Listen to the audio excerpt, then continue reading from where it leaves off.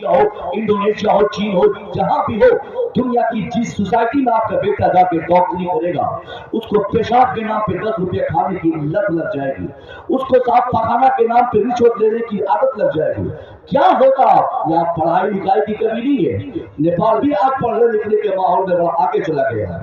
तो और लोग होते हैं जिनका सेंस से कहता है कि नेपाल जाहिलों का मुल्क है, नेपाल में तालीम नहीं होती, नेपाल में पढ़ाई नहीं होती, नेपाल में अच्छे लोग नहीं। नेपाल में है तालीम। अभी नबी साहब के पास अभी मैं जिस शख्स से खाना खाया, पता चला उनका लड़का साहब जापान में इंजीनियर है। ये तालीम है यहाँ पर, यहाँ भी इंजीनियर है, यहाँ भी डॉक्टर्स है, यहाँ भी आईएएस है, यहाँ भी आईपीएस है। मगर कहने का सेंस ये है, हमने सिर्फ तरक्की के एक पहलू पे गौर किया कि हमारा बेटा डॉक्टर बनेगा, हम तरक्की करेंगे। हमने ये नहीं सोचा कि डॉक्टर के साथ साथ अच्छा डॉक्टर मेरा बेटा बने। हमने कभी ये नहीं सोचा कि मेरा बेटा इंजीनियर भी बने तो अच्छा इंजीनियर बने। हमने कभी ये तरजीह नहीं दी कि हमारा बेटा प्रोफेसर बने तो अच्छा प्रोफेसर बने। इसी कमजोरी की बुनियाद पर हमारे बच्चों में दीन हम जब तलाश करते हैं, दूर दूर तक हमें दीन वहां नजर नहीं आता, क्योंकि हमने कभी दीन सिखाने का काम ही नहीं किया। हमने मदरसे को हमने हमेशा मदरसे में पढ़ने वालों को और मदरसे को हमने अपनी निगाहों से दूर करके उसको सदके की जगह, खैरात की जगह, इनकी जगह और उनकी जगह समझा, जिसके नतीजे में गरीबों के बच्चों को हमने मदरसे में जाते तो देखा, मगर अमीरों के बच्चों का पांव मदरसे की तरफ आगे नहीं बढ़ा। हमने क्या मुलाहाजा किया? जिस बाप की कमाई आज की तारीख में 50,000 रुपया पर मंथ है, उसकी तमन्ना है कि मेरा बेटा कायद मदरसा में जाके माता फोड़ेगा। क्यों मेरा बेटा हाफिज कुरान बनेगा? बेटा हाफिज बनेगा, 10-5 हजार ही कमा पाएगा, नतीजे में मेरे बेटे की जल्दी शादी नहीं होगी, कोई उसको तरक्की नहीं देगा, कोई उसको अपनी बेटी नहीं देगा, कहीं उसको इज्जत की कुर्सी नहीं मिलेगी। एक आदमी इसलिए आज मदरसे से नफरत करता है, मदरसे को गरीबों की आमादा समझता है, मदरसे में सिर्फ ये सोचता है कि वहां ज़कात का पैसा दिया जाए, खैरात दिया जाए, सदका दिया जाए, वो भी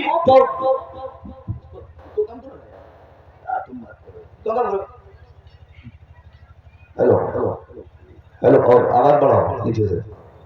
मेन मशीन नीचे वाली है, ठीक है ना? ठीक है, बात समझ में आनी चाहिए। आदमी क्या बोलते हैं कि कौन सी ट्रेन अभी भारत में लॉन्च हुई है? वंदे भारत। उस ट्रेन की रफ्तार में तफरीर होती रहे और पता चला कि साहब पूरा पैसा बेकार चला गया, एक भी वासिल में किसी को नहीं। ये और बात है साहब, मैं थका हूँ, मैं खुद तकरीबन 350 किलोमीटर दूर खुद से ड्राइव करके आया। कई दिनों से ड्राइवर साहब मेरे साथ रहते कल हफ्ता 15 दिन के बाद पूर्णिया में जलसा था मेरा। एक चांस से ड्राइवर को मिला कि पूर्णिया पहुंचना था उनको, तुरंत किस गाड़ी को पकड़ के वो अपना घर चला गया मुझे छोड़ के। उसके बाद मैं फोन करता रह गया, फोन नहीं उठाया। वो जान गया कि मौलाना साहब तू यार परेशान है, मुझे क्यों मरवाना चाहते हैं। क्योंकि ये हम लोग की एनर्जी जो है ना, ये इंटरनल एनर्जी है, ये रूहानी ताकत है। सिर्फ हम लोग पैसों की वजह से सफर नहीं करते। लोग आप सोचते होंगे कि 10-20 हजार रुपया मिलता है मौलाना सफर करता है। अगर आप में से किसी की ये तमन्ना है तो अल्लाह की कसम कल आप चलिए मेरा पूर्णिया, आपको जलसा नहीं करवाऊंगा, आपसे फातिहा नहीं पढ़वाऊंगा, आपसे ईंट नहीं ढलवाऊंगा। कल आप यहाँ से सफर कीजिए, किराया भी मैं देता हूँ, 10,000 रुपया वहां पहुंचते ही मैं आपको दूंगा। फिर लेना है 10,000 रुपया और वापस आपको अपना घर चलाना है। किसी का पाँव आगे नहीं बढ़ेगा, क्योंकि 10,000 के लिए सोचेंगे कौन 500 किलोमीटर दूर जाएगा, आएगा, सफर की मुसीबतों को झेलेगा। अगर हमारे उलमा आज ये तकलीफ झेलते हैं तो कमाई इनका मकसद नहीं होता, इनका मकसद होता है दीन पहुंचाना, इनका मकसद होता है दीन की तकलीफ करना। नारे तकबीर, नारे रिसालत, पैगामे हक। ये मत समझिएगा कि पैसों के लिए मौलाना साहब का कदम आगे बढ़ता है, पैसों के लिए आपका भी नहीं बढ़ेगा। अभी मुरादाबाद से साहब मुझे फोन किए, मुझे बोला साहब ये तारीख है, ये है, वो है, आप कितना पैसा लोगे? मैंने कहा हजरत वहाँ के लोग तो 25-30 हजार रुपया ऐसे ही ले लेते हैं, तो आप भी 25-30 हजार का इंतजाम मेरे लेकर। वाला भड़क गया, बोला हजरत ये 30 हजार रुपया कहाँ खर्च होगा आपका? मैंने कहा कितना आप देना चाहते हैं? बोला 10,000। मैं कहा 11,000 में आपको दूंगा, तुरंत वहां से निकल के पूर्णिया आइए, 11,000 लीजिएगा, फिर वापस चले जाइएगा। आपसे फातिहा, दुरूद, सलाम, तकलीफ कुछ नहीं मैं करवाऊंगा, क्या आप आएंगे? बोला हजरत ये क्या बात कर रहे हैं? मैं कहा जब आप बगैर कुछ किए सफर के लिए 11,000 रुपये में तैयार नहीं होते तो हम जैसे मौलवी साहब कैसे इतनी मुसीबतों को बर्दाश्त करेंगे? अगर आज हम लोग जाते हैं 5,000 रुपया में, आज भी یہ ہمارے علماء کو کہا جائے کہ دلی چلنا ہے کل آپ کو, وہاں 3000 روپیہ آپ کو دیا جائے گا, یہ فوراً تیار ہو جائے گا, کیونکہ روپیہ مقصد نہیں ان کا کمانا, ان کا مقصد دین پہنچانا, آپ تک اسلام پہنچانا. یہ آج ہماری کمی ہے. ہم نے کیا سوچا صاحب کہ ہم نے سوچا کہ مدرسے میں کیوں ہم اپنے بچوں کو پڑھائیں گے, مدرسے میں پڑھائیں گے بچہ برباد ہوگا, جس کے نتیجے میں ہم نے زکوٰۃ کی جگہ مدرسے کو سمجھا, زکوٰۃ دینے تک ہم نے مدرسے کو محدود رکھا. وہ بھی زکوٰۃ کون لوگ دیں گے؟ جن کو علم ہوتا ہے کہ اب میرا گھر گرنے والا ہے, اب مجھے تباہی میرے گھر تک پہنچنے والی ہے, اب مصیبت میرے اندر آنے والی ہے, اب پریشانی میرے گھر آنے والی ہے. وہ سوچتا ہے اب چلو صاحب 2-4-10,000 روپیہ نکال دو, 5-10 لاکھ روپیہ ہے, مولوی صاحب کو دے دو, گھر آیا ہے تو دے دو, چلو مدرسے کا بچہ پڑھتا رہے گا. اسی تناظر میں ہمارا مدرسہ آج غریب ہوتا چلا گیا, مدرسوں سے صرف غریبوں کا تعلق ہوتا چلا گیا. میں کہنا چاہوں گا, آپ کو معلوم ہے کتنے بچے ہمارے مدرسوں میں پڑھتے ہیں؟ صرف 4.5%. بھارت کی بات کر رہا ہوں. اگر بھارت جیسے سماج میں اگر مسلم سماج کے بچے صرف 4.5% پڑھتے ہیں تو اس سے کئی گنا کم بچے آپ کے سماج کے مدرسوں میں پڑھتے ہوں گے. یعنی 3-2% بچے آپ کے بچے مدرسے میں ہوں گے, تو 4% بچوں کا تعلق مدرسے سے ہے. کہاں سے؟ جس کو آپ نے سوچا کہ زکات کھانے والے لوگ ہیں, جنہیں آپ نے کہا کہ صدقہ کھانے والے لوگ ہیں, جنہیں آپ نے کہا کہ خیرات کھانے والے لوگ ہیں, وہی جگہ سے پڑھ کر جب کوئی نکلتا ہے تو اسی میں نعمت رزقی کوئی تیار ہوتے ہیں. وہی 4% میں سے مصوبی زدہ بنتا ہے کوئی, اسی 4% میں سے یا اتنے تعداد علماء کی ہے, وہی 4% میں سے یہ کوئی مفتی ہے اپنے زمانے کے, کوئی بہت بڑے قلمکار ہے, کوئی بہت بڑے شاعر ہے, کوئی بہت بڑے خطیب ہے, کوئی خانقاہ کے پیر ہے, کوئی صاحب کوئی مسجد کے بہت بڑے امام صاحب ہے. یہ سب ترقیاں یہی 4% بچوں کی ہے. میں کہنا چاہوں گا آپ سے, اگر آپ نے سوچا کہ ہم بچوں کو مدرسے میں نہیں پڑھائیں گے, مدرسہ نہیں جائے گا میرا بیٹا, تو میں کہنا چاہتا ہوں کہ باقی کے 96% بچے جو بچے ہوئے ہیں ان میں آپ کو کامیابی ملنی تھی. آپ کا بیٹا نہیں بنا حافظ, کیونکہ آپ کی قسمت میں حافظ بننا نہیں, آپ کی بیٹے کی قسمت ہے, آپ کی قسمت میں نہیں. سب لوگ حافظ تھوڑی بنتے, سب لوگ عالم تھوڑی بنتے, سب لوگ مفتی تھوڑی بنتے. جس پر اللہ بہت بڑا احسان فرمانا چاہتا ہے, جس پر اللہ بھلائی کا ارادہ کرتا ہے, جس پر اللہ بھلائی کرنا چاہتا ہے, اسی کو سماج کا مفتی بناتا ہے, اسی کو سوسائٹی کا عالم بناتا ہے, اسی کے سینے میں قرآن پاک اللہ پہنچا دیتا ہے. میں کہنا چاہوں گا, میں آپ سے مطالبہ نہیں کرتا کہ آپ اپنے بیٹے کو حافظ قرآن بنائیے. جن کی قسمت میں حافظ بننا ہے وہ آج بن رہا ہے, جن کی قسمت میں عالم بننا تھا وہ لوگ بن چکے ہیں, جن کی قسمت میں مفتی بننا تھا وہ لوگ بن چکے ہیں.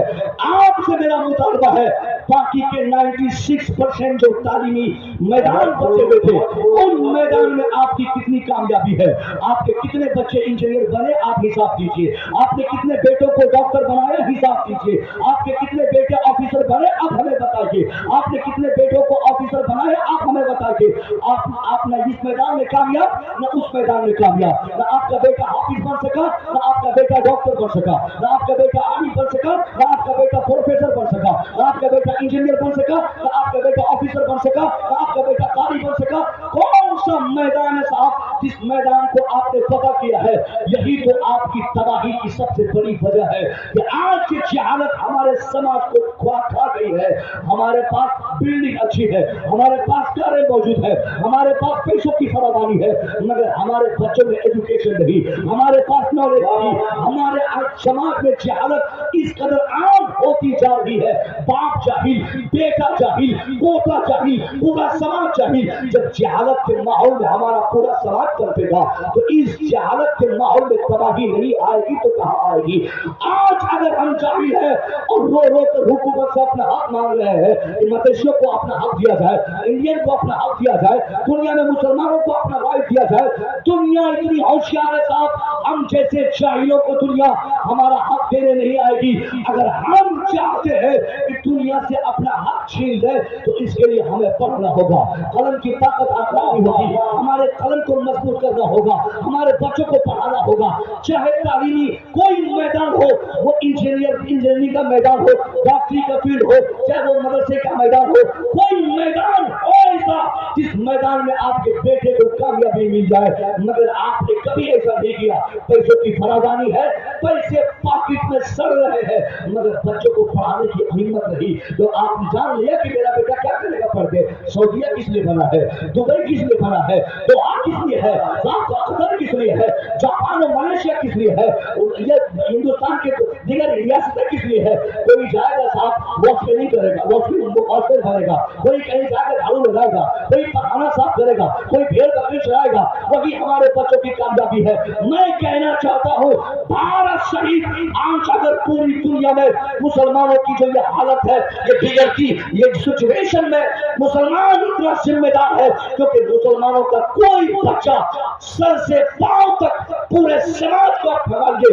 कहीं भी हमारा बेटा कोई बड़े पद पे हो काम को आप बताएंगे। ऑफिस दूसरों के बच्चे उनके उस ऑफिस में बैठने वाले, कलम उनके हाथ में, जहां कानून बनते हैं, जहां कानून बनाए जाते हैं, जहां से कानून पारित होते हैं, वहां सारे लोग जब उनके होंगे तो हम उनसे क्या उम्मीद कर सकते हैं। फिर हमारी बेटियों के दुपट्टे जरूर छीने जाएंगे, फिर हमारे मदरसों में ताले जरूर लगाए जाएंगे, फिर हमारी इबादत गाहों को ढाने और शहीद करने की व्यवस्था तरीके जरूर चलाएंगे। हमने आज तक अपनी मस्जिद, अपने मदरसे, अपनी खानका, अपना समाज, अपने मुआशरे को बचाने की एक भी तहरीक अगर हमने बनाई हो तो आप बताइए।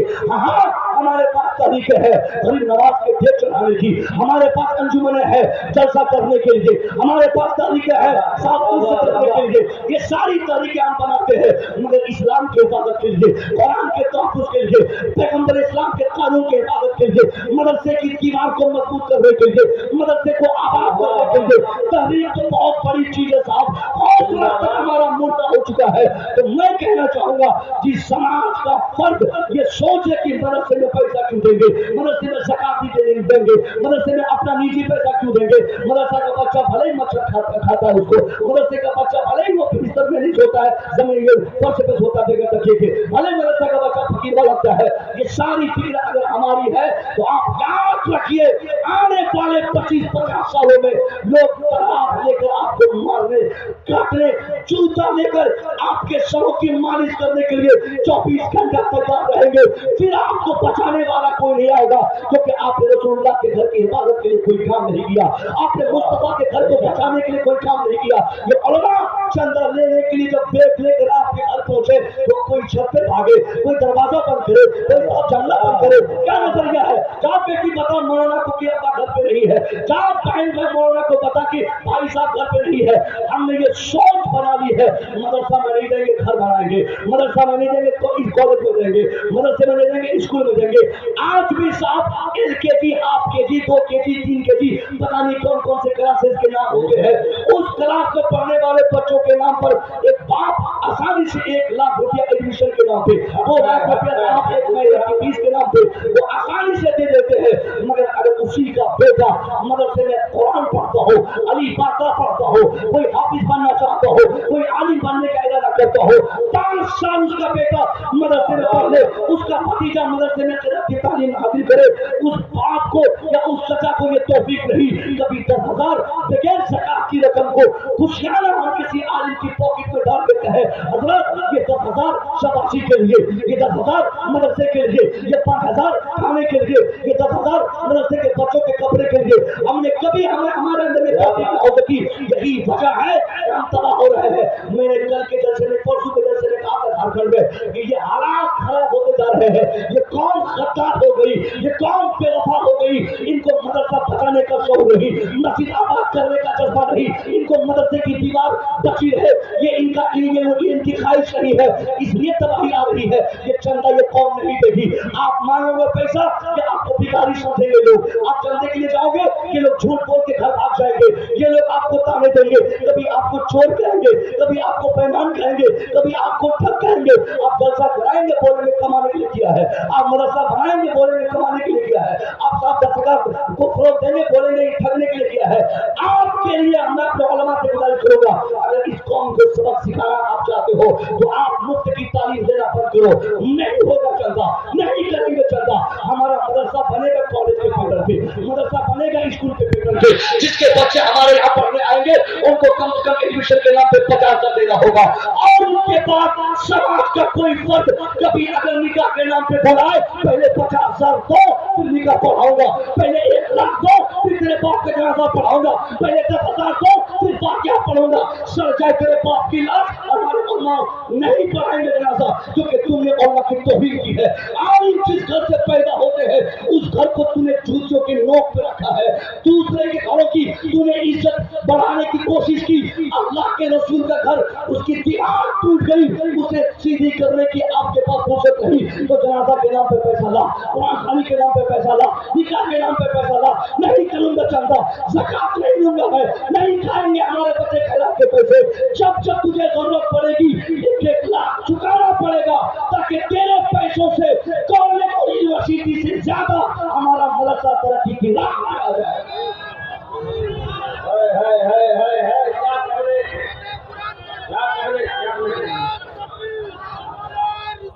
नारे तकबीर, नारे रिसालत, अज़मत कुरान कॉन्फ्रेंस, मुसलमानों ने इश्करपुर सलाही नेपाल, मदरसा उस्मानिया दारुल मिराज, हजरत अल्लामा मुफती रज़ा साहब किबला, जश्न दस्तारे हिफ्ज़ क़िरात, वाह वाह सुभान अल्लाह, वाह वाह। जब बोले जब तक हम ज़कात लेना बंद नहीं करेंगे ना, ज़कात लेना बंद नहीं करेंगे, तब तक अमीरों के बच्चे मदरसे में नहीं आएंगे। क्योंकि हम ज़कात लेते हैं, जो मुतवस्सित घर के लोग होते हैं उनका कहना होता है कि जब ज़कात ही के पैसे से मदरसे चलते हैं तो हमारा बेटा क्यों मदरसे में पढ़े। हम छोड़े ज़कात लेना, नहीं लेंगे ज़कात, हम खालिस फीस लेंगे। हमारे उलमा इतनी मेहनत करके मदरसा तैयार करते हैं, दुनिया में दूसरे मैदान उनके लिए बचे हैं काम करने के लिए, मगर ये दीन बचाने के लिए इतनी मेहनत करते हैं। हमने इनकी कभी इज्जत तक नहीं की, हमने कभी भी मदरसे के क़याम के लिए काम नहीं किया। मदरसा आपके ईमान और अकीदे के लिए, मुहाफ़ज़त के लिए 24 घंटा तैयार रहता है। मदरसा मजबूत है तो आपका अकीदा मजबूत है, मदरसा मजबूत है तो आपका ईमान मजबूत है, मदरसा मजबूत है तो आपके समाज मजबूत है। और जिस दिन मदरसे को आपने कमजोर किया, टारगेट में लिया, कुरान जहाँ पर पढ़ाए जाते हो उसी घर को आप टारगेट ले रहे हैं। दुनिया का एक बड़ा बादशाह नेपोलियन, फ्रांस का, नेपोलियन कहता, I hope the time is not far off when I shall be able to unite all the wise and educated man from all countries of the world to establish the uniform based on the principles of Quran, which alone are true, which alone can lead man peace and prosperity. हमारे बच्चों ने कभी ये नहीं सोचा कि मदरसे में जो कुरान पढ़ाया जाता है वो कुरान दुनिया में शांति के ताल्लुक से किस कदर गंभीरता के साथ दुनिया को मैसेज देता है। हमने कुरान पढ़ने वालों की इज्जत नहीं की, मगर नेपोलियन जैसा इस्लाम के ताल्लुक से ज़माने तक सोचने वाला इस्लाम को तबाह किया जाए। नेपोलियन हमेशा सोचता था, what is Islam, what is taught in Islam, what is divided in Islam, इस्लाम है क्या, इस्लाम में दिया क्या जाता है, इस्लाम में पढ़ाया क्या जाता है, इस्लाम में बताया क्या जाता है। ये सोचता रहा। इसी दुश्मनी में एक दिन सोचा कि इस्लाम को मिटा दिया जाए, कुरान को मिटा दिया जाए, मगर रात के अंधेरे में उसने सोचा कि पहले मिटाने से पहले एक बार सोच पढ़ तो लूं कि जिस कुरान को मैं मिटाने का इरादा करता हूँ वो कुरान कहता क्या है।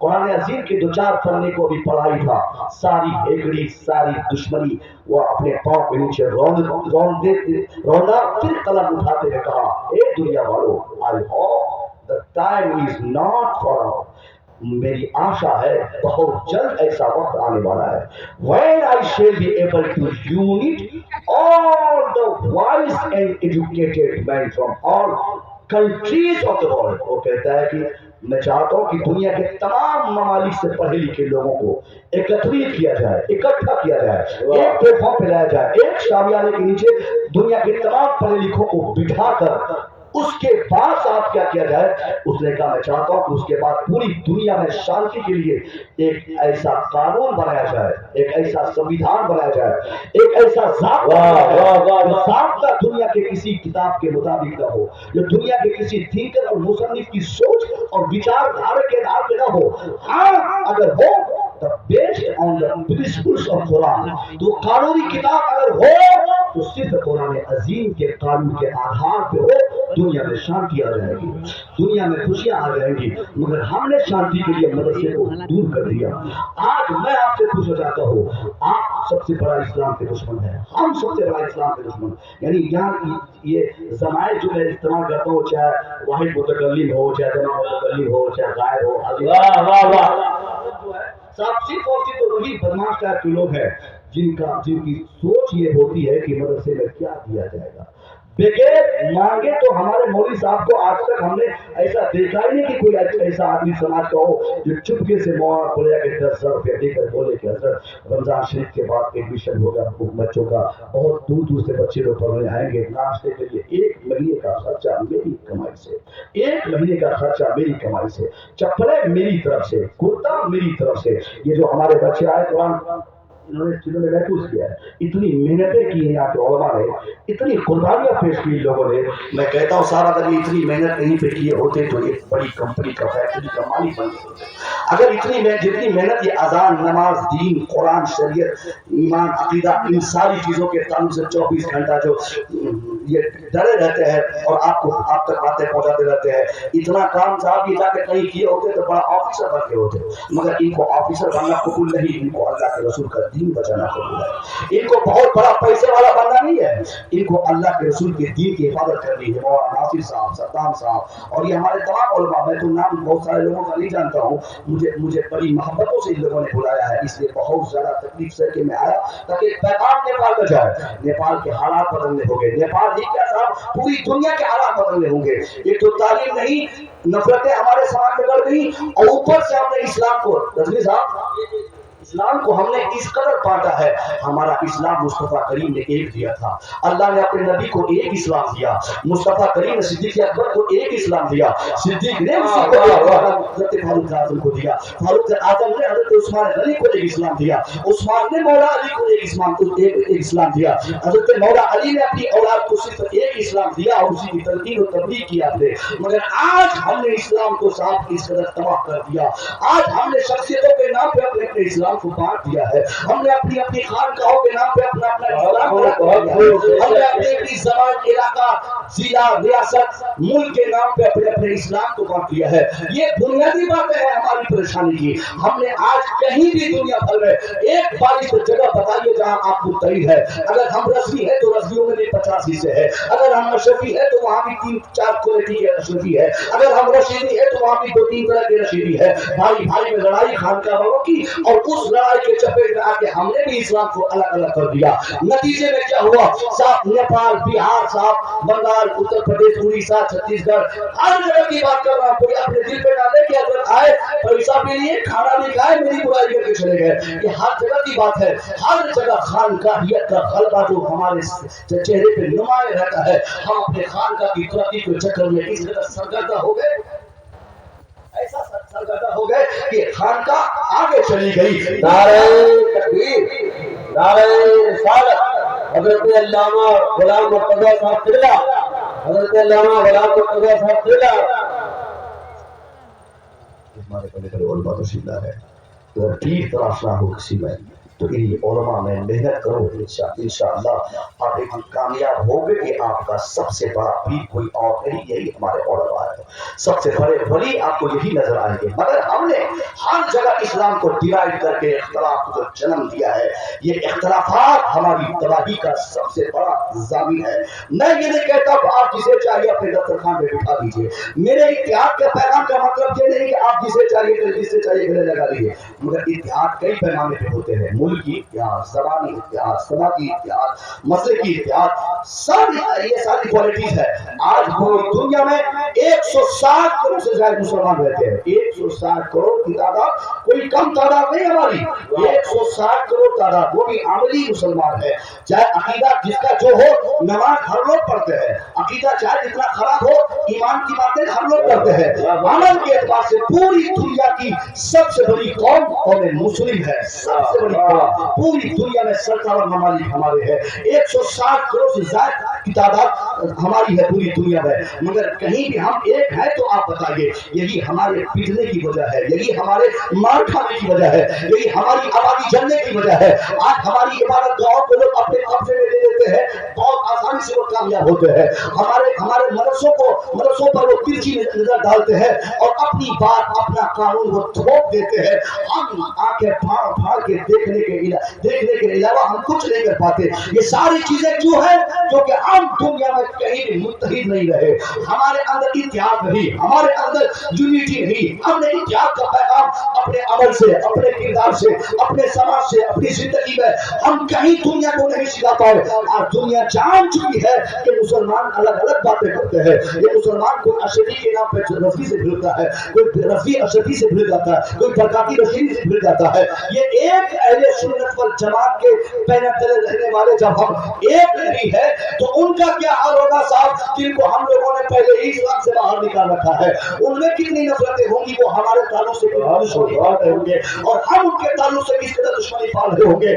मेरा एक छोटा सा पैगाम इन जिम्मेदार उलमा की मौजूदगी में यही है कि जिस शख्सियत के सीने में मुस्तफा करीम की मोहब्बतों के 1000 हिस्सों में से अगर एक हिस्सा भी आपको मिल जाए, वो लाख दुनिया उसे इस्लाम से बाहर करे, इस्लाम से आप नहीं बाहर कर सकते, क्योंकि इस्लाम की बुनियाद मुस्तफा की मोहब्बत पे है, ईमान की बुनियाद मुस्तफा की मोहब्बत पे है। किसी शख्सियत से थोड़ी बहुत नफरत और झगड़े झंझट इतराजात, ये सारी चीजें साहब हमेशा से हम लोग करते आए हैं, सुनते आए हैं, पढ़ते आए हैं। अगर नबी से मोहब्बत बंदे में है तो वो हमारा भाई है। मुस्तफा से मुस्तफा की मोहब्बत में जीने वाला अगर अफ्रीका के जंगल में रहता हो और दूसरा शख्स अगर अमेरिका के व्हाइट हाउस में रहता हो, उनमें से किसी एक की उंगली में थोड़ी सी तकलीफ हो जाए तो उस तकलीफ का एहसास अमेरिका में बैठने वाले को जब तक महसूस नहीं होगा तो गोया तब तक वो कंप्लीट मुसलमान है ही नहीं। वो कैसा ईमान, वो कैसा मुसलमान। हमारा एक भाई मारा जाए मुजफ्फरनगर में, दूसरा नेपाल में खुशियां मनाए, अपनी बीवी के साथ वो साहब कहीं घूमने चला जाए, उसे कोई मतलब नहीं इस्लाम कहाँ गया, मुसलमान कहाँ गया, मस्जिद कहाँ गई, मदरसे कहाँ गए। ये सारी चीजें क्यों है?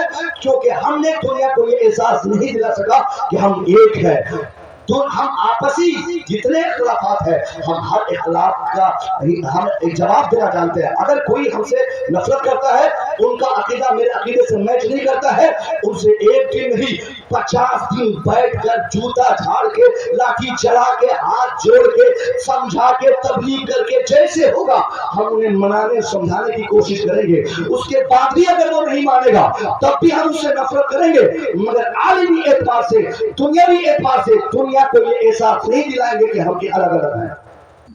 वाह वाह वाह, क्या कह रहे हैं? दुनिया को एहसास नहीं दिलाना कि हम अलग अलग हैं, क्योंकि अगर हमने ये एहसास दिलाया, अगर जुनैद किसी दूसरी फैकल्टी का होगा, अगर जुनैद को कोई मारता है तो ये समझ के नहीं कि ये वहाबी का बेटा जुनैद है। जुनैद को मारता है तो ये मारता है कि ये मुसलमान का बच्चा है।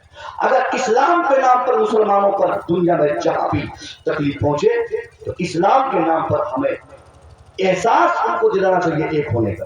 हम ये नहीं कहते कि आप एक हो जाए, इससे भी डर लगता है, क्योंकि फिर सुबह फेसबुक में पता चलेगा, फिर वीडियो बनाओ, फिर वीडियो बनाओ, फिर आगे से काट कर, पीछे से काट कर वीडियो बनाओ, तारीफ लिखो कि भाई गलती हो गई मुझसे और दोबारा कभी ऐसी गलती नहीं करी। आपसे कह रहा हूँ, आपसे नफरतें मिटाइए दिलों से, नफरतें मिटाइए। शख्सियत के नाम पे इस्लाम को मत बांटिए। आपके पीर अच्छे हैं तो इसका मतलब ये नहीं कि दूसरे के पीर खराब है। आपको आपका पीर साहब मुबारक हो, मैं भी इज्जत करता हूँ, मैं भी सम्मान करता हूँ, मगर आपके पीर का जो इस्लाम है ना, वही उस पीर का भी इस्लाम है जिससे आप नफरत करते हैं। मेरे साथ ये नफरत मिटाइए, ये बड़ी नफरतें हमने पाली है। अभी 5 दिन पहले 10 और 11 तारीखों में उड़ीसा में था, उड़ीसा में ये दूसरा सफर था मेरा उड़ीसा का। वैसे तो मैं बाहर अब जाना बंद कर दिया हूँ, बहुत कम ये नेपाल, मुजफ्फरपुर, सीतामढ़ी तक जहाँ तक मैं पढ़ा ये तकलीफ करके वापस जाके कॉलेज से, लेकिन उड़ीसा वालों ने बड़ी जिद की, मैं गया। ये मेरा जाना ही मेरे लिए मुसीबत बन गया। मैं रोने लगा स्टेशन पे था। 2 मौलाना आपस में ऐसा भिड़े, ऐसा इज्तिमा था, उसी इज्तिमा के ताल्लुक से 2 मौलाना सिर्फ अपने अपने पीरों के नाम पे लड़ गए। और उस लड़ाई में जो मैं शामिल था, छुड़ाने में जब देखा कि वीडियो कोई कर रहा है तो मैं भी वहां से भाग गया, कहीं मुझे ना शामिल कर दे कि कोई दूसरा ग्रुप कर रहा है। ये हमने इस्लाम बना दिया। और आप बदनाम करते हो मोदी को, योगी को, ढोंगी को, डांगा को, कुछ नहीं, आप खुद इस्लाम का दुश्मन हो। मुस्तफा ने यूनिटी में ताकत बताई थी, इत्तेहाद में कुव्वत है। जो लोग मुत्तहिद हैं वो आज ताकतवर हैं। आपको शर्म नहीं, हमको शर्म नहीं। जिन लोगों ने आज तक अपने गॉड्स की तादाद का तयन नहीं किया हो, आज तक जो लोग डिटरमाइन नहीं किया कि कितने हैं हमारे यहाँ, सांप, बिच्छू, चूहा, आदमी, गधा, इंसान, खाना, पेशाब, आसमान, जमीन, धरती, आदमी, कुर्सी, माए, कोई चीज हो जो साहब इसे छोड़ा गया हो। कहा जाता है कि 3.5, मैं तनकीद नहीं करता हूँ, ये सच्चाई है, 350 करोड़ है, मगर अच्छाई उस समाज की अच्छाई तो देखिए। ये तो आप बुराई सुन रहे हैं ना, लेकिन अच्छाई तो देखिए। मैं ऐसी अच्छाई पर मैं किसी को भी सैल्यूट करूंगा, किसी को भी सैल्यूट करूंगा। अच्छाई देखिए, जिनके खुदा आज तक एक ना हो सके, वो लोग आज इन प्लेटफॉर्म पे हैं। उनके जीने का मकसद एक है, उनकी जिंदगी का इंटेंशन एक है, उनका हदफ एक है, उनका इरादा एक है, उनकी तहरीक एक है, उनका मिशन एक है। दुनिया में 99% वो लोग एक ही मिशन पे काम कर रहे हैं। कौन लोग? जिनके लिए बंगाल में एक गॉड ना हो सका। अगर बंगालियों ने किसी एक शख्सियत या चीज को अपना खुदा मान लिया अपने एतबार से, तो बिहारी उसे नहीं मानेगा, बिहारी दूसरे को मानेगा। बिहारी ने अगर किसी तरह मान लिया तो उत्तर प्रदेशियों के लिए दूसरी शख्सियत है, उत्तर प्रदेशी के लिए अगर कोई शख्सियत आ गई तो मराठियन के लिए कोई और नया बवाल, नई मुसीबत लेकर वो आता सामने। तो जो लोग जगह बदलने पर अपने अपने गॉड्स को अपने अपने एतबार से हमेशा बदलते रहे, हालात समझकर 25 सालों तक उन लोगों ने इतनी मेहनतें की, इतनी मेहनतें की, इतनी मेहनतें की कि उत्तर, दक्षिण, पूरब, पश्चिम हर तरफ ऐलान करके अपने लोगों को उन लोगों ने एकत्रित कर लिया, एक कर लिया। आपको मालूम है दलित समाज की कितनी रुसवाई थी आज से 30 साल पहले तक किसी भारत में चाहे इस हिस्से में कहीं भी दुनिया में दलितों को कहा जाता था कि साहब उसको पढ़ने का हक नहीं, दलितों को जीने का हक नहीं, दलितों को पीटा जाता, उनको मारा जाता, उनको अपने घर पर बैठने की इजाजत तक नहीं थी। मगर आज वो दलित को भी ये सिखाने में कामयाब हो गए कि वो हमारे अपने भाई हैं। आप कहते हैं कि इतनी सीट, इतनी कामयाबी, इतने बार प्रधानमंत्री, इतने मुख्यमंत्री, इतनी कामयाबी, इतने IAS, इतने IPS कैसे हो गए? अरे इसके पीछे उन लोगों ने मेहनतें की है, इसके पीछे काम किया है, 25-30 सालों की कुर्बानियां है, इसके पीछे उन लोगों ने लड़ाई नहीं की है पीरों के नाम पे, अपने हमारे यहाँ पे खानकाहों के नाम पे। उनमें से जितनी तहरीकें आजाद भारत में आज तक बन चुकी, 70 से ज्यादा तहरीकें बनी, उन तमाम तहरीक, तमाम NGOs और सारी तंजीमों का मकसद सिर्फ एक है, मुसलमानों का खात्मा, मुसलमानों की तबाही, मुसलमानों की इबादतों को मिटाना, मुसलमानों के बच्चों को बर्बाद करना, मुसलमानों के बच्चों को तालीम से दूर करना, मुसलमानों को तबाह करने के लिए उनके इदारों को, उनकी दरगाहों को ताले लगाना, उस पर बोझ बना देना, ये सारी तहरीकें उनका बुनियादी मकसद है। मगर अफसोस की बात है, हजारों खुदाओं को, हजारों अशियाओं को खुदा मानने वाले आज एक हो गए, और हम एक खुदा को मानने वाले आज अनेकों हिस्सों में बढ़ गए। मुसलमान पूरी दुनिया में जहां भी रहने वाला हो, जहां भी रहता हो, मुसलमान होना चाहिए। तो उनसे पूछिए, who is your God? Who is your Allah? Who is your creator? Who is your protector? कौन तेरा खुदा, कौन तेरा पैदा करने वाला, कौन तुझे पैदा किया? पूरी दुनिया का मुसलमान, चाहे नेपाल में रहता हो, बंगाल में रहता हो, उड़ीसा में रहता हो, साहब चाहे भारत और नेपाल के बाहर किसी मुल्क में रहता हो, मुसलमान होना चाहिए। उनकी जबान अलग हो सकती है, उनका रंग अलग हो सकता है, मगर जवाब सिर्फ एक ही आता है, रब्बी अल्लाह, मेरा रब अल्लाह है, दूसरा कोई नहीं। जब रब होने की हैसियत से हमारा रब एक है, तो ये दूसरा सबसे बड़ा पैगाम है सभी मुशान से कि हम एक होकर दुनिया का मुकाबला करने के लिए आ गया। हमारे मदारिस, जो मैंने बताया आपको, हमारे मदारिस हमारे लिए इतना इम्पोर्टेंट है। अच्छा आप लोग बताओ, आप लोग अक्सर आप लोग सोचते होंगे कि मदरसे में कामयाबी, नारे तकबीर, नारे रिसालत, उलमाए अहले सुन्नत, अज़मत कुरान कॉन्फ्रेंस, शायर इस्लाम जनाब जाकिर इस्माइल, साहब जाकिर साहब भी आ गए, निशान गाजी पूरी ने भी बहुत अच्छा पढ़ा। हमारे रजवी साहब की आप देख रहे हैं, मैं जब यहाँ आया तो पता चला कि इनका गाँव जो आपका इसी यही है, और ये कई बार मुझे फोन करते, बोले सीतामढ़ी में दावत है, आइए सीतामढ़ी का जलसा आइए। भाई सीतामढ़ी कहाँ, यहाँ कहाँ, कितना फर्क है, कितना डिस्टेंस है इस पर। अभी वो तारीख जो आपने 8 लिखवाई उसका क्या हुआ, कैंसिल हो गई ना? अच्छा वो कैंसिल हो गई, मैं आता भी नहीं। तो बड़ी अच्छी बात है, तमाम और आ गए। आखिरी फाइनल टच में बता रहा हूँ आपको, मदारिस इस्लामिया, हिफाजत और इत्तिहाद और एजुकेशन, ये 3 मुद्दों पर मुझे बात करनी थी। मैंने आपको बताया कि आप सबसे पहला काम अपने समाज में एजुकेशन को फरोग दीजिए, सबसे पहला काम तालीम को फरोग दीजिए। तालीम चाहे जैसी हो, एजुकेशन चाहे जैसा हो, इसे अपने बच्चों के लिए इस कदर जरूरी समझिए कि इसके बगैर आपका बेटा दुनिया के किसी मैदान में कामयाब है। और अगर आपने ये सोच लिया है कि आपका बेटा पढ़ेगा तो कोई उसको तरक्की नहीं देगा, कामयाब नहीं होगा, तो ये भी गलत सोच है। भारत में एक जिला पड़ता है साहब, बिहार में एक जिला है गया का एक मेरा दोस्त है शाहिद हसन इस्माइल, इधर बगल में ये सीतामढ़ी के बाजू में एक जिला है समस्तीपुर, उसी जिले में IAS ऑफिसर बनकर किसी ओहदे पर काम कर रहा है। अगर आप सोचते हैं कि ये हमारे दुश्मन पूरी दुनिया दुश्मनी में आ गई, हमारे सब दुश्मन हो गए, अब मैं कामयाब नहीं हो पाऊंगा, तो मैं कहता हूँ कि गलत आप बोलते हैं। आप पहले कायदे से अपने बच्चों को पढ़ाइए, ईमानदारी से पढ़ाइए, ईमानदारी से पढ़ाइए। यकीनन आपका बेटा ऐसा कामयाब होगा कि आप उसकी कामयाबी का अंदाजा नहीं लगा सकते। शाहिद हसन इस्माइल खालिस आलिम, और भारत में 2017 में यूपीएससी का एग्जाम हुआ, 2017 का एग्जाम सुनिए, हमारे उलमा गौर करें। हिंदुस्तान आजाद हुआ 2014 में, आजादी के 3 साल के बाद, 14 के बाद 15, 15 के बाद 16, उसके बाद 17, 17 के बाद 17 में जब एग्जाम देने बैठा शाहिद हसन इस्माइल, 18 में जब रिजल्ट आया है, उस रिजल्ट की जब फेरिस्त बनाई गई, उस फेरिस्त में जहां मोहन, सोहन, गणेश, रमेश का नाम शामिल था, उसी फेरिस्त में नुमाया तौर पर 5 टाइम नमाज पढ़ने वाला, दरगाह की टोपी लगाने वाले, कायदे से इबादत करने वाला आलिम दीन शाहिद रजा मिसबाही का भी नाम शामिल था।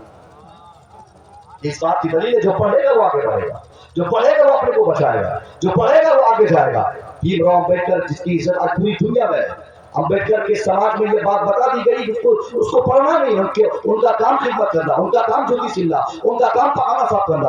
अम्बेडकर ने सोचा कि मुझे भी अपने समाज को बदलना है, मुझे भी अपने को चेंज करना है, और इस चेंजिंग के लिए अम्बेडकर ने उस वक्त ये नहीं कहा कि अपने दलित समाज के लोगों को ले जाकर वो रामलीला मैदान में भर दे, अपनी बहन बेटियों को लेकर शाहीन बाग में इकट्ठा करके लोगों से अपना हक मांगे, नहीं, खामोशी से उस बंदे ने तब्दीली के लिए जो अपना कदम आगे बढ़ाया।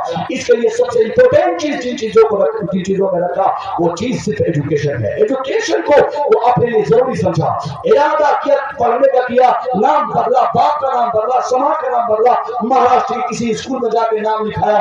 इतनी मेहनत उस बंदे ने की, इतनी मेहनत की कि 64 सब्जेक्ट पर मास्टर की डिग्री उनको मिल गई। साइंस फैकल्टी से उसने PhD की डिग्री हासिल की, 9 फरारों पर उनको मत हासिल हो गया। जब इतना पढ़ लिया तो आज दलित समाज का वो व्यक्ति जिसे भीमराव अम्बेडकर कहते हैं, भले किसी को उसको कोई उनकी इज्जत करे न करे, मगर आज दुनिया का हर दूसरा पढ़ा लिखा इंसान भीमराव अम्बेडकर के नाम को लिखकर सैल्यूट करता है। वजह सिर्फ तालीम। अगर आप भी बदलना चाहते हैं दुनिया को, तो अपने बेटों को आगे बढ़ाना होगा।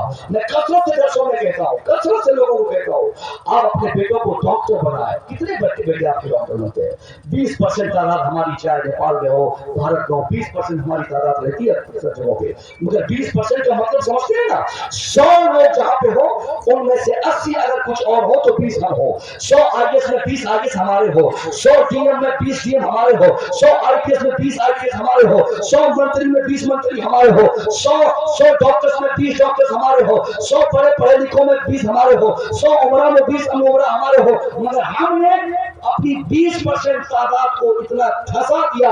हमने सोचा हमारी तादाद ज्यादा नहीं, हम क्यों मदरसे में बच्चों को पढ़ाएंगे और क्यों कॉलेज भेजेंगे, बस यही कमा खा के अपनी जिंदगी खत्म हो गई। मेरा फाइनल टेस्ट ये है साहब, अब अपने बच्चों को जब तक आप नहीं पढ़ाएंगे, जब तक आपका बेटा मदरसों से, कॉलेज से, यूनिवर्सिटी से तालीमात नहीं लेगा, तब तक ये बेटियों की इज्जत बचाने की बातें कौन करेगा, ये समाज के हिफाजत की बातें कौन करेगा? जाहिल आदमी कभी भी कामयाब नहीं हो सकता। वो चीख सकता है, वो पीट सकता سکتا ہے, وہ مار کھا سکتا ہے, وہ ذلیل ہو سکتا ہے, مگر عزت پانے کے لیے پیسہ بہت بڑا فیکٹر نہیں ہوتا, دولت بہت بڑی چیز نہیں ہوتی.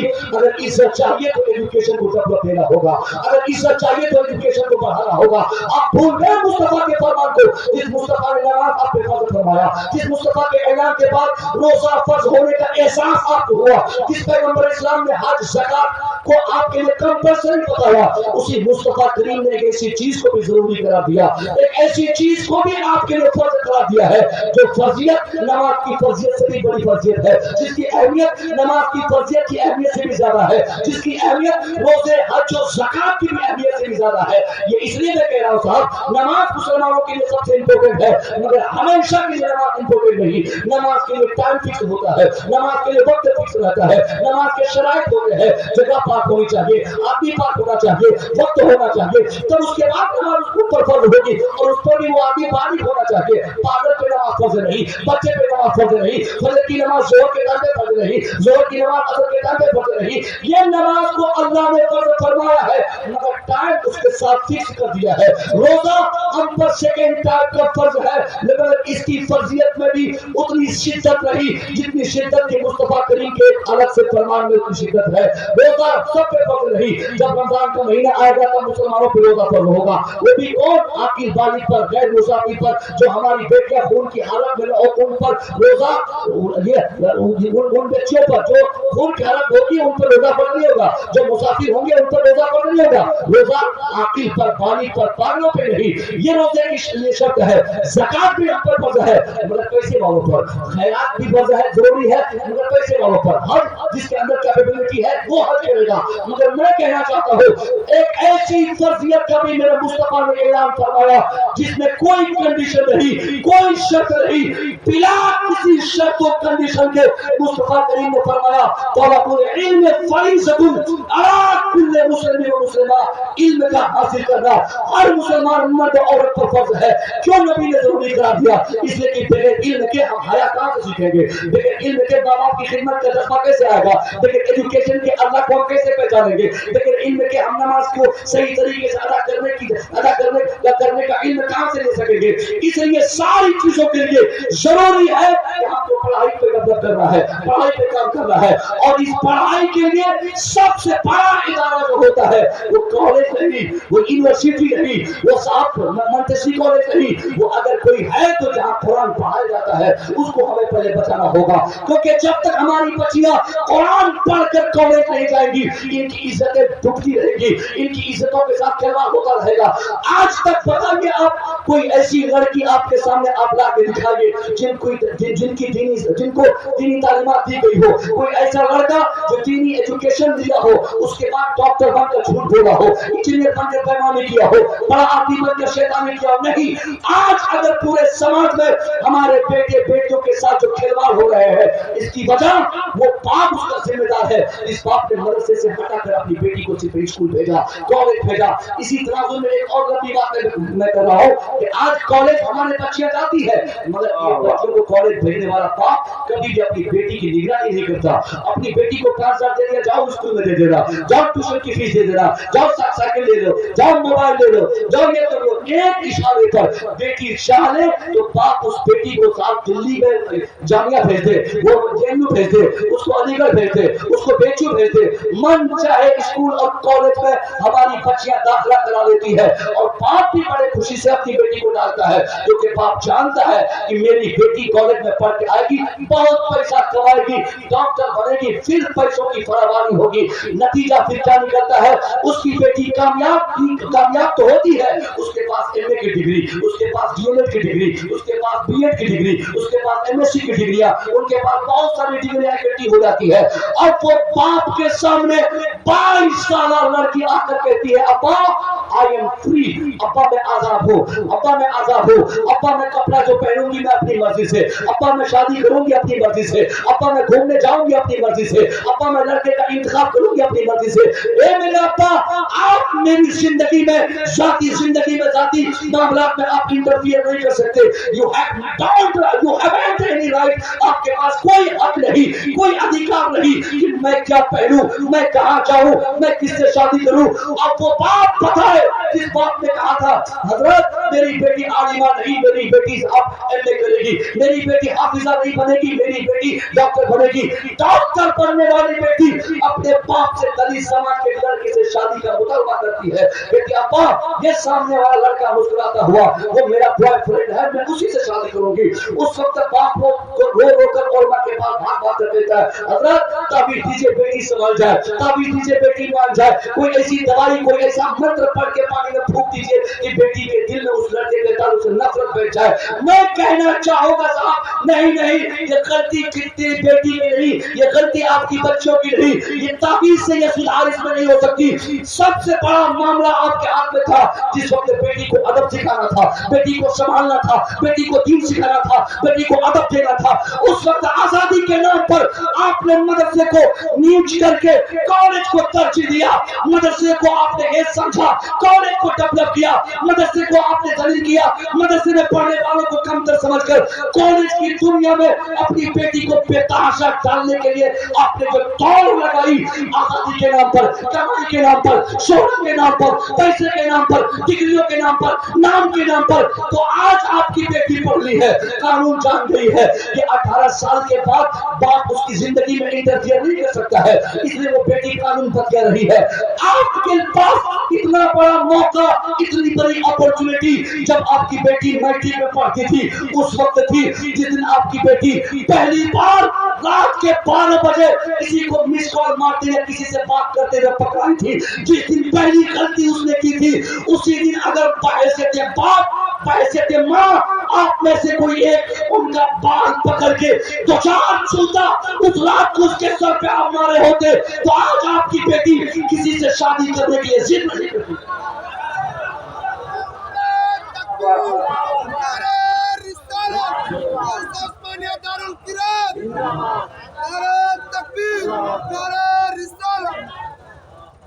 गलतियां आपकी है। आज अगर बच्चियां हाथ से बाहर गई है ना, क्यों जाएगी साहब? पैसा हम दें, स्कूल फीस हम दें, साइकिल हम दें, उसकी जिंदगी के नोरिशमेंट की सारी जिम्मेदारी हमारे कांधे पर, और हमारी बेटियां आवारा हो जाएंगी? नहीं, गलती हमारी होती है, हमारी गलती होती है। हमारी निगाहों के सामने हमारी बेटियां अपने गुनाहों के अय्याम को गुजार रही होती है, मगर हमारे अंदर ये जुर्रत हिम्मत नहीं कि अपनी बेटी को मना कीजिए। ये सारी बातें थी जो मुझे पहुंचाना मेरे लिए मैंने जरूरी समझा था। मदरसे के हवाले से, मदरसे के डेवलप के लिए आप उन्हीं बच्चियों को पहले दीन सिखाइए, दीन बताइए। जब तक कुरान आपकी बच्चियां नहीं पढ़ेगी तब तक वो कामयाब नहीं हो सकती। और ये हमारे उलमा आइंदा याद रखिए, जब भी चंदा के लिए पहुंचे आप इनके लिए चाय और नाश्ते का इंतजाम करें। ये इनकी मेहरबानियां है कि आपके पास चंदा के लिए आते हैं, वरना अगर ये चंदा के लिए आपके घर दरवाजे पर न जाए तो आपके पैसे आपके लिए हमेशा के लिए हराम हो जाएंगे। आपके पैसों की बुनियाद पर अल्लाह कर जहन्नम में आपके लिए एक तहखाना रखेगा, उसी में आपको समा देगा। आपको जहन्नम से आज़ादी दिलाने के लिए उलमा कितनी मेहनत करते हैं, मगर आपने कभी इनकी इज्जत नहीं की, आपने कभी इनको इज्जत की खुशी नहीं दी, आपने कभी इनके ताल्लुक से अच्छा नहीं सोचा, आपने मदरसे को डेवलप के लिए कभी आगे कदम नहीं बढ़ाया। आज ऐसे ऐसे मदरसे हमारे समाज में हैं जहाँ पर दूर दूर तक उस मदरसे के करीब आकर कोई चाहने वाला ये नहीं कहता कि हजरत ये मदरसे में एक कट्ठा जमीन हम दे रहे हैं। एक साल में यूनिवर्सिटी कहाँ से कहाँ पहुँच जाती, एक साल में कॉलेज कहाँ से कहाँ पहुँच जाता, मगर मदरसे वाले क्या करेंगे? और अगर इत्तेफाक से रमजान शरीफ में कोई मौलवी साहब गुजरात, दिल्ली, मुंबई चला जाए चंदा करने के लिए, फिर रमजान के बाद ईद के मौके से अगर जरूरत है मौलवी साहब एक मोटरसाइकिल ले ले तो कयामत आ जाएगी। ये चोर लोग बोलते हैं उनको मौलाना साहब को कि इस बार रमजान शरीफ में ये चंदा करके कपड़ा किया है इसलिए बाइक खरीदा है। जिनकी जिंदगी हमेशा चोरी में करती है, ये आलिम को चोर समझता है। इतनी हमारी कमजोर सोच है। हमारे पास मर्सिडीज कारें मौजूद है और हम ये भी गवारा नहीं करते कि मौलाना साहब एक बाइक ले लें, ये भी हमें बर्दाश्त नहीं। क्यों? क्योंकि हम सोचते हैं कि ये दीन का काम करते हैं तो दीन का ही काम करें, और इलेक्शन में अगर इनमें से कोई फाइट कर दे तब तो कयामत आ जाएगी। लोग बोलेंगे हजरत ये आप लोग इमाम साहब लोग होकर क्या प्रधानमंत्री के चुनाव लड़ रहे हैं, क्यों आप लोग नेता बनना चाहते हैं? इसीलिए नेतागिरी को चोरों का अड्डा आपने दिया। آپ لوگوں نے کیوں سیاست کو تباہ کیا ہے؟ کیسی گندی سیاست آپ نے کی ہے؟ سیاست کو آپ نے کیوں کچرا سمجھا ہے؟ کیونکہ سیاست میں ویسے ہی کچرے ٹائپ کے لوگ پڑے ہوئے ہیں جو چور رہتے ہیں فطری طور پر، جو بےمان ہے، جو ظالم ہے۔ آج اگر سیاست کا صحیح مفہوم سماج میں استھاپت کرنا ہے تو ان داڑھی ٹوپی والوں کو نیتا بنایا جائے، ان کو مکھیا بنایا جائے۔ سرپنچ صاحب ہمارے سماج کا میں عزت کرتا ہوں، مکھیا صاحب ہمارے سماج کا میں ان کی عزت کرتا ہوں، مگر دیکھیے ایسا بھی دیکھا گیا مفتی صاحب حضرت، ایسا بھی دیکھا گیا کہ بیٹی کے خلے کے معاملے میں، طلاق کے معاملے میں مولوی صاحب سے کوئی پوچھتا ہی نہیں ہے کچھ۔ مکھیا ممبر اور یہ جو لوکل جو پتہ نہیں نا نیپال میں کیا بولتے ہیں یہاں پہ سدس وغیرہ، ان کو بلا کر طلاق کروا دیتے ہیں۔ اس پہ سائن دستخط مہر کس کا؟ تو سرپنچ صاحب نے سائن کیا۔ ابے تو سرپنچ صاحب کو تو آج تک پاجامہ پہننے کا شوق نہیں آ سکا۔ وہ تو الیکشن کی بات تھی، الیکشن میں جس کو ووٹ زیادہ ملے گا وہ تو ان کی جیت ہوگی۔ اگر یہ طلاق ولاق کروانے کا معاملہ اگر ان کو سیکھنا ہے تو 10 سال پہلے ایسے حضرت کی خدمت کرنی پڑے گی، 10 سال مدرسے میں ان کو پٹائی کھانی پڑے گی، دال چاول پر بھروسہ کرنا پڑے گا، 10 سال تک محنتیں کرنی پڑیں گی، تب جا کر یہ شعور ان کے اندر دے گا۔ اس لیے آپ ان علماء کو پہلے سیاست کی بات کرو، ان کو کہو آپ بنیے، آپ ممبر بنیے، آپ صدر بنیے، تاکہ صحیح انصاف ہو۔ سیاست کوئی غلط چیز نہیں ہے۔ مصطفیٰ علیہ الرحمت نے جو سیاست کر کے دنیا کو دکھایا تھا، صرف 23 سال میں مصطفیٰ علیہ الرحمت پر پتھروں کی بارش کرنے والوں میں چینجنگ آ گئی۔ مصطفیٰ علیہ الرحمت نے جو سیاست فرمائی، آپ کی گردنوں کو کاٹنے کی قسمیں کھانے والے اپنی اپنی گردن اسی نبی کے نام پہ کٹانے لگے۔ مصطفیٰ علیہ الرحمت کو گالیاں دینے والے اسی نبی کے نام پر اپنے دوسروں کی گالیاں سہنے کو تیار ہو گئے۔ لوگوں نے کہا حضور سے کہ سرکار یہ لوگ یہاں پر پتھروں کی بارش کر رہے ہیں، ان لوگوں کے لیے تباہی کے لیے آپ اللہ سے کچھ کیوں نہیں کہتے؟ آپ تو آتھورائزڈ ہیں، آپ کو اختیار ہے، اللہ نے اتنی طاقت اتنی قوت آپ کو دی ہے کہ آپ چاہ لیں تو یہ سب تباہ ہو جائے۔ کیونکہ دنیا دیکھ رہی تھی کہ مصطفیٰ انگلی کے ایک اشارے سے چاند کو 2 ٹکڑا فرماتے، جو نبی اپنی چاہ سے سورج کو واپس کر لیتے، جس نبی کے ارادے سے درخت آپ کے سامنے آتا۔ لوگوں نے دیکھا کہ جو مصطفیٰ اس قدر بااختیار ہے تو عتبہ کا، شیبہ کا، ابو جہل کا، ابو لہب کے وجود کا خاتمہ کیوں نہیں کروا دیتے؟ وہ نبی اگر چاہ لیتے تو عتبہ کا کلیجہ باہر آ جاتا، شیبہ کی زندگی تباہ ہو جاتی، ابو جہل غلط ارادہ کرنے سے پہلے اس دھرتی میں سما جاتا۔ لوگوں کا مطالبہ بڑھتا گیا، مگر مصطفیٰ علیہ الرحمت کی سیاست تو دیکھیے، آپ کا شعور تو دیکھیے، اللہ کی قسم دنیا کا کوئی رہنما، کوئی سیاست کا اس قدر سیاست نہیں کر سکتا۔ نبی نے فرمایا کہ ہاں یہ لوگوں میں دیکھ رہا ہوں، یہ لوگ میرے اوپر پتھروں کی بارشیں کر رہے ہیں، تم ٹھیک کہہ رہے ہو، یہ لوگ میرے دشمن ہیں، میری دشمنی چاہتے ہیں، میرے وجود کا خاتمہ چاہتے ہیں، عبادت گاہوں کو مٹانا چاہتے ہیں، مسلمانوں کو مارنا چاہتے ہیں، مگر ان ساری دشمنی کے باوجود میری نگاہیں دیکھ رہی ہے کہ ان لوگوں میں چینجنگ آئے گی، ان میں بدلاؤ آئے گا، اس میں پریورتن آئیں گے۔ مصطفیٰ علیہ الرحمت نے صرف 23 سال میں اپنے دشمنوں کی تبدیلی اور چینجنگ کے لیے جو آپ نے سیاسی تحریک چلائی تھی، اس تحریک کا ایسا اثر اس سماج میں پڑنے لگا کہ مصطفیٰ پر پتھروں کی بارش کرنے والے خود اسی نبی کی زندگی میں اسی نبی پر پتھروں کی بارش نہیں، درودوں کی بارش کرتے ہوئے نظر آنے لگے۔ نبی کے گردن کو کاٹنے کے لیے بڑی بڑی تحریک چلانے والے اسی مصطفیٰ کے نام پر اپنی اپنی گردن کٹانے کی قسمیں کھانے لگے۔ نماز روزہ کو مٹانے کی تحریک چلانے والے اتنی نمازیں ان لوگوں نے پڑھی، اتنی نمازیں پڑھی کہ قرآن کہتا ہے تراہم رکعا سجدا یبتغون فضلا من اللہ ورضوانا، کہ ہمیشہ وہ لوگ جب بھی تم اس کو دیکھو گے یا تو رکوع میں یا تو سجدے میں اللہ کی خوشنودی چاہنے میں، اسی میں وہ سارے لوگ مصروف ہوتے۔ کون؟ جو کبھی نماز روکتے تھے، جو کبھی نماز کی دشمنی میں طریقے چلائے تھے۔ اس لیے صاحب یہ مصطفیٰ کی سیاست ہے، ایسی ہی سیاست کرنے کا اگر آج کسی کو حق ہے، اسی ذات کا نام علی ربانی ہے، اسی ذات کا نام حافظ جی ہے، اسی کا نام قاضی صاحب ہے۔ آپ کیا سمجھتے ہیں ان کو صرف اذان آتی ہے؟ آپ کیا سمجھتے ہیں ان کو صرف نماز پڑھانے کا شعور ہے؟ آپ کو کیا معلوم ہے ان کی طاقت صرف 5,000 10,000 کمانے کی ہے؟ صاحب نہیں، یہ اگر اپنی اوقات میں آ جائے نا، اپنی اوقات میں آ جائے، دنیا کے بڑے سے بڑے بادشاہ کی وہ حیثیت نہیں جو حیثیت مصطفیٰ علیہ الرحمت نے ان کو عطا فرمائی ہے۔ مصطفیٰ فرماتے ہیں کہ جب ایک عالم راستے سے گزرتا ہے، راستے سے چلتا ہے، تو سمندر سے مچھلیاں اور سوراخوں سے چوٹیاں ان کے لیے مغفرت की दुआएं किया करती है। हम चले तो लोग गाली दें, हम चले तो लोग बोले घर बर्बाद जा रहा है, अगर ये चले तो समंदर की मछलियां इनके लिए भलाई की दुआएं मांगे। इसलिए आपसे बहुत बड़ा गुजारिश है कि आप हमेशा उलमा की इज्जत करें। मदरसे की तरक्की के लिए आपने अगर 1 रुपया दिया, आपने किसी एक बेटे के हाफिज कुरान बनाने में पैसा खर्च किया, मैं मानता हूं आपके पास पैसों की फरावानी है, आप बेटों को हाफिज नहीं बनाएंगे। इसका मतलब ये नहीं कि शराब का दरवाजा आपके लिए बंद हो गया। एक चांस है, एक चांस है। आप देखिए समाज में किसका बेटा गरीब है, उस गरीब के बच्चे का हाथ पकड़ के आप एक हाफिज जी के पास लाए, आप कही हजरत ये गरीब का बच्चा किसी होटल में प्लेट साफ करता हुआ मुझे मिला, ये मुसलमान का बेटा है, इसकी किरत अच्छी है, इनका तलफ़्फ़ुज़ अच्छा है, ये पढ़ने का शौक रखता है, मगर हजरत किसी होटल में समोसा साफ कर रहा था, किसी को पानी लगा रहा था, हजरत मैं इसको पढ़ाना चाहता हूँ, हजरत मैं इसको शिक्षा देना चाहता हूँ, कितना खर्च लगेगा? तो मैं बताऊं साहब, मदरसा चाहे जहाँ का हो, नेपाल हो, बिहार हो, 5,000 रुपया 1 साल में, उससे ज्यादा एक मदरसे के बच्चों का खर्च है ही नहीं, क्योंकि उनके नजदीक कोई लफा सेटिंग तो दूसरों की तरह है नहीं। 500 रुपया महीना अगर आप किसी मदरसे में किसी बच्चे के नाम पे आप देते हैं तो महीने में ये साल में 12 महीने होते हैं, मगर मदरसा 10 महीना चलता है। 10 महीने अगर 500 रुपये आप दे रहे हैं तो 5,000 आप दे रहे हैं। 1 साल 5,000, दूसरा साल 5,000, तीसरा साल 5,000, ये 5 5 5 3 बार 5 यानी 15,000।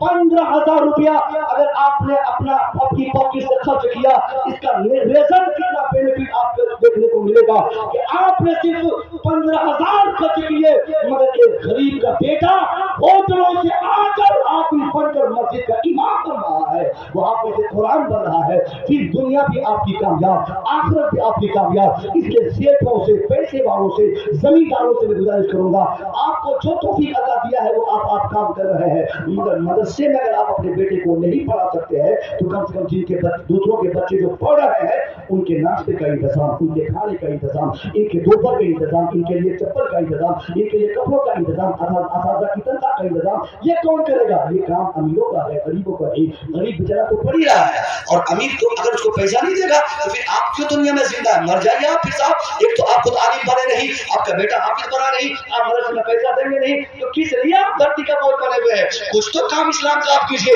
इसलिए सारे पैसे वालों से मेरी गुजारिश है कि जब भी हमारे उलमा आपके पास जाए, बगैर किसी क्वेश्चन के जो चाहे अपने मदरसे की तरक्की के लिए अदा कर दे।